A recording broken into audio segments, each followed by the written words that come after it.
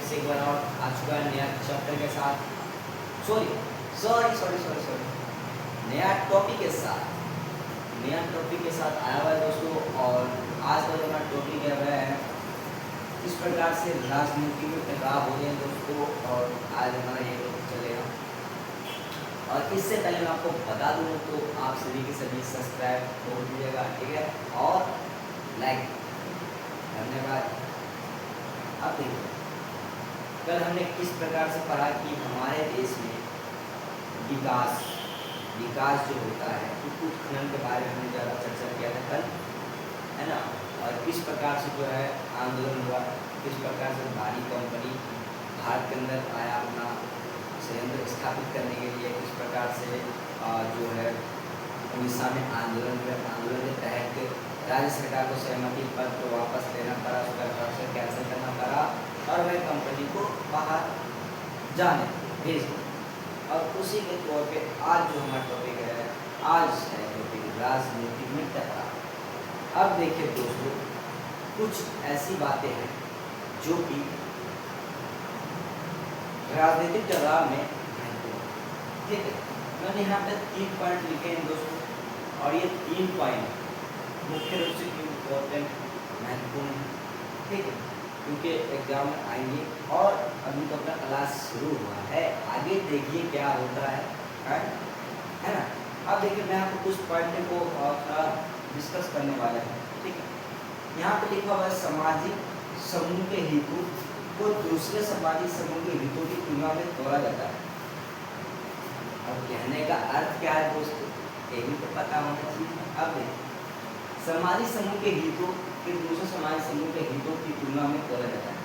मतलब कि जो एक सामाजिक समूह है उसको दूसरे सामाजिक समूह में तोड़ देते हैं, मतलब एक बराबर समान कर देते हैं, जिसके कारण क्या होता है, राजनीति में टकराव होते हैं। मतलब कि मान के चलिए एक पार्टी है, कोई भी मान के चलिए बीजेपी पार्टी है, कांग्रेस पार्टी है, अगर एक बराबर कर देंगे राजनीतिक टकराव तो होगा करेगा नहीं, होगा ना। वही बात यहाँ पे ये कह रहा है, ठीक है, इसका मतलब ये होता है।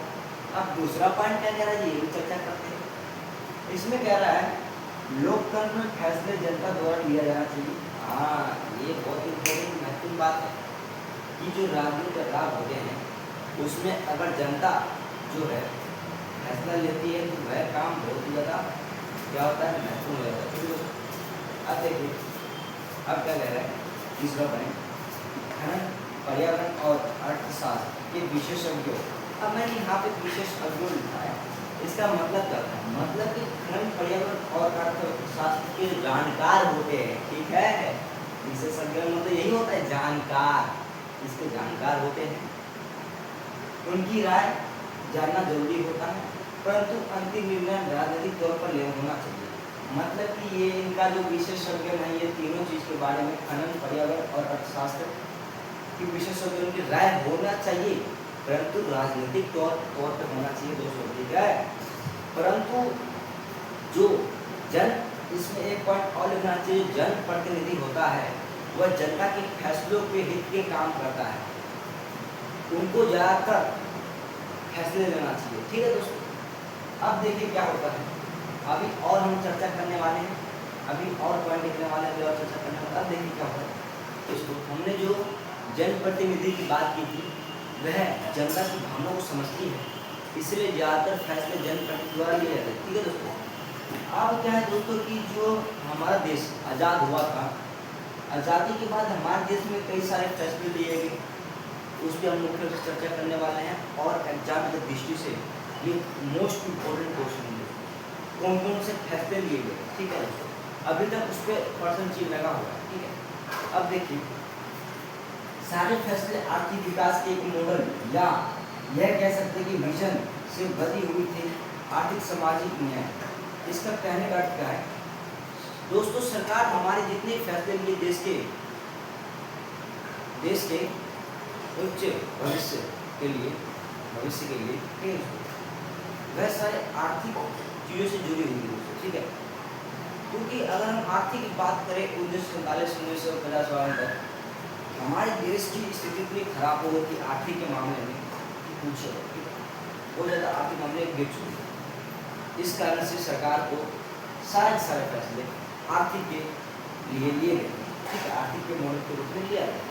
अब देखिए फैसले हैं दो फैसले आते हैं, ठीक है। अब देखिए सवाल फैसले, पहला यह है कि क्या सरकार की उद्योग व व्यवसाय को चलाने चाहिए। मतलब कि अगर इसमें एक बात कहे जा रहा है कि क्या सरकार जो है उद्योग और व्यवसाय है वह खुद चलाना चाहिए, तो इससे बिल्कुल भी हमारे देश की आर्थिक स्थिति नहीं सुधरने वाली पहले जमाने में, क्योंकि ये बिल्कुल भी सही नहीं है। अधिकतर देशों में आप देखेंगे तो वहाँ पे पूंजीवादी किया गया है ना दोस्तों, मतलब कि निजीकरण किया गया। निजी मतलब कि फैक्ट्री आप चला सकते हैं, प्राइवेट होता है निजीकरण, कोई सरकार का आदेश नहीं होता, ठीक है। मतलब कि अगर इसमें क्या उद्योग व्यवसाय चलाएगी सरकार, तो सरकार को बिल्कुल प्रॉफिट नहीं होगी, जिसके कारण से जो हमारी आर्थिक स्थिति है वो पूरी तरह से डाउन हो जाएगी, है ना दोस्तों। अब क्या है दोस्तों, दूसरा पॉइंट क्या कह रहा है, आर्थिक समृद्धि हो और सामाजिक न्याय भी मिले, इस पर सरकार क्या कर रही है, ठीक है। दूसरा जो फैसले ये थे, इस पर सरकार क्या कर रही है। आर्थिक समृद्धि मतलब कि आर्थिक को जो बढ़ावा देने वाली चीज़ें थी, मतलब कि आर्थिक ऊपर जाने वाली चीज़ें थी, उस पर सरकार क्या काम कर रही है। और जो हमारे समाज में न्याय होने वाला, न्याय मतलब कि समान व्यवहार, न्याय होने वाला जो है उस पर सरकार क्या काम कर रही है, ये भी एक फैसला था, है। अब देखिए क्या होता है, तीसरा फैसला क्या है, केंद्रीय संगठन होना जरूरी था। सरकार का ये भी तीसरा सवाल है दोस्तों, जो पूछे गए थे सरकार से, ठीक है। क्या केंद्रीय संगठन होना चाहिए जो पूरे देश के लिए योजना बनाए, तो बिल्कुल होना चाहिए, क्योंकि हमारे देश में पहले रोजगार नहीं था ज़्यादातर, और जब से पंचवर्षीय योजना आया, क्या पंचवर्षीय योजना, ठीक है दोस्तों। पंचवर्षीय योजना में बहुत सारे ऐसे घर है जिसको रोजगार मिला और अपना वह जीवन यापन आराम से व्यतीत करते हैं, ठीक है दोस्तों। आज भी चलता है ये दोस्तों पंचवर्षीय योजना। मतलब इसमें क्या है दोस्तों कि जो पंचवर्षीय योजना में वो महात्मा गांधी द्वारा लाए गए थे अधिनियम, गारंटी अधिनियम का मिस्टेक हो जाता है, इसके लिए सॉरी, ठीक है। महात्मा गांधी जो अधिनियम लाया गया था 2005 में था, 2005 में, कि हर घर में एक बंदे को रोजगार मिलेगा 100 दिन के लिए, ठीक है। ये होता है इसमें महात्मा गांधी गारंटी अधिनियम, ठीक है, इसमें ये होता था, जिससे सभी घर में रोजगार मिल सके और सब उसी से अपना जीवन व्यतीत कर सके। ये था इस पर केंद्र सरकार। और तीसरा सवाल जो पूछा गया सरकार से ये भी था कि केंद्र सरकार जो है केंद्र संगठन में होना जरूरी है, जो पूरे देश के लिए योजना बनाए बिल्कुल होना जरूरी था, क्योंकि इससे जो हमारा देश में आर्थिक समृद्धि ज़्यादा होना हो सकता है, ठीक है दोस्तों। फिर ये जो 3 है 1 2 3, ये आप लोग देख लीजिए, मैं आपको दोबारा करके सुना देता हूँ क्या क्या है, क्योंकि ये इम्पोर्टेंट है दोस्तों, ठीक है। ये 3 पॉइंट इम्पोर्टेंट है। पहला है, क्या सरकार को उद्योग व्यवसाय खुद चलाना चाहिए। आपको इसको कैसे लिखना है, यहाँ पे ढेकड़ी बनाई, ऐसे ढेकड़ी बना के अंडरलाइन कर दिया। अभी मिनट मैं आपको 2 मिनट में बना दिखा रहा हूँ, ठीक है। 2 मिनट हो जाइए दोस्तों, ठीक है।